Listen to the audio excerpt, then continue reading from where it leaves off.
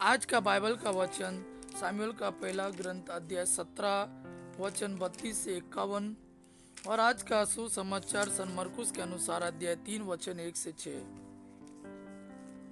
सामुएल का पहला ग्रंथ अध्याय 17 वचन 32 से 51।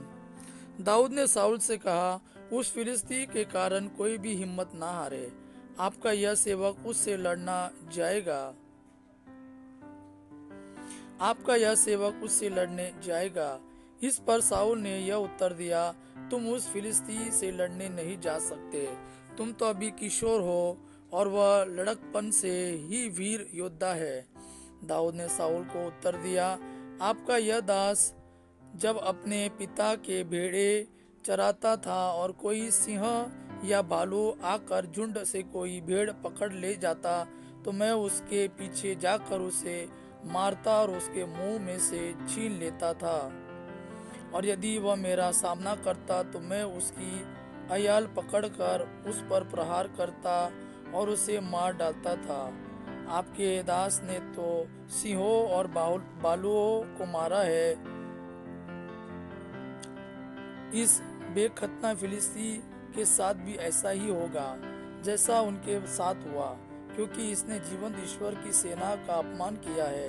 प्रभु ने मुझे सिंह और भालू के पंजे से बचा लिया, वह मुझे उस फिलिस्ती के हाथ से भी बचाएगा। इस पर साउल ने दाऊद से कहा, जाओ, प्रभु तुम्हारे साथ हो।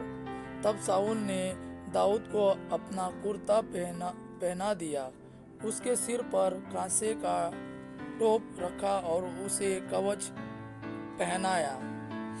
अपने बख्तर के ऊपर दाऊद ने तलवार बांधी, लेकिन वह चल नहीं सका क्योंकि उसे इसका अभ्यास नहीं था। इसलिए दाऊद ने साउल से कहा, मैं इन्हें पहनकर चल नहीं सकता क्योंकि मुझे इनका अभ्यास नहीं है। और दाऊद ने उन्हें उतार दिया।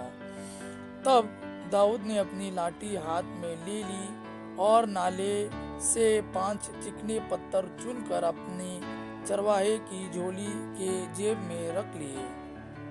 तब वह हाथ में देलवास लिए फिलिस्ती की ओर बढ़ा। फिलिस्ती भी धीरे धीरे दाऊद की ओर बढ़ा, उसका दालवाहक उसके आगे आगे चलता था। फिलिस्ती ने दाऊद को देखा और उस पर आंख दौड़ाकर उसका तिरस्कार किया, क्योंकि वह किशोर था। उसका रंग गुलाबी और शरीर सुडौल था। फिलिस्ती ने दाऊद से कहा, क्या तुम मुझे कुत्ता समझते हो जो लाठी लिए मुझसे लड़ने आए?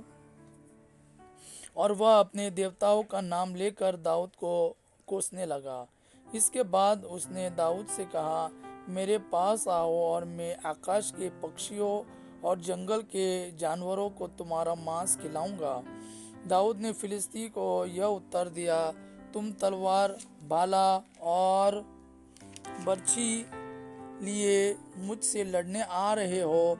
मैं तो विश्वमंडल के प्रभु इज़राइल सेनाओं के ईश्वर के नाम पर तुमसे लड़ने आ रहा हूँ, जिसे तुमने चुनौती दी है।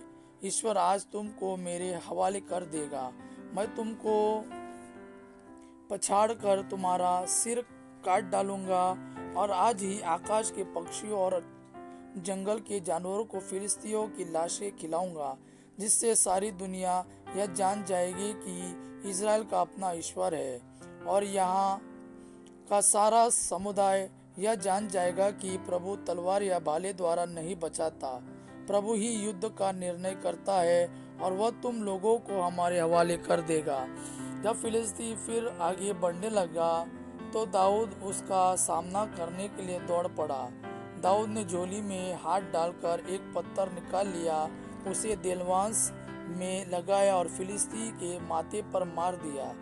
वह पत्थर उसके माथे में गड़ गया और वह मुंह के बल भूमि पर गिर पड़ा। इस प्रकार दाऊद देलवास और पत्थर द्वारा फिलिस्ती पर विजयी हुआ। उसने फिलिस्ती को पछाड़ा और मार डाला, यद्यपि उसके हाथ में तलवार नहीं थी। दाऊद फिलिस्ती के पास दौड़ा आया और फिलिस्ती की तलवार म्यान से निकाली और उससे उसका सिर काटकर उसे मार डाला।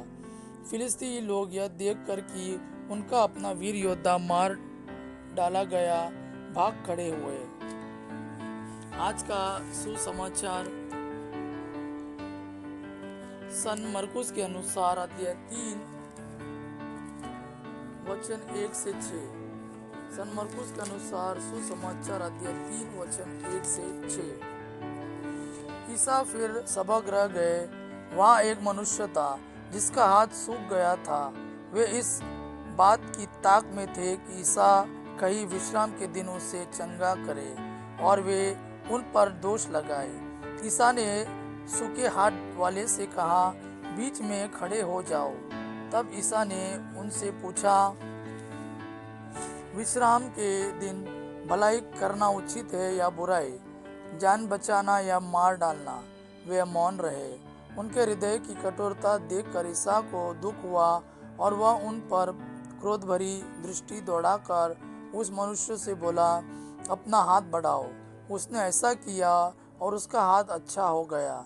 इस पर फरीसी बाहर निकलकर तुरंत हेरोदियों के साथ ईसा के विरुद्ध परामर्श करने लगे कि हम किस तरह उनका सर्वनाश करें। यह प्रभु का वाणी है। प्रभु को धन्यवाद। आबा पिता की महिमा और पुत्र यीशु का प्रेम आप पर सदा सर्वदा बना रहे। आमेन।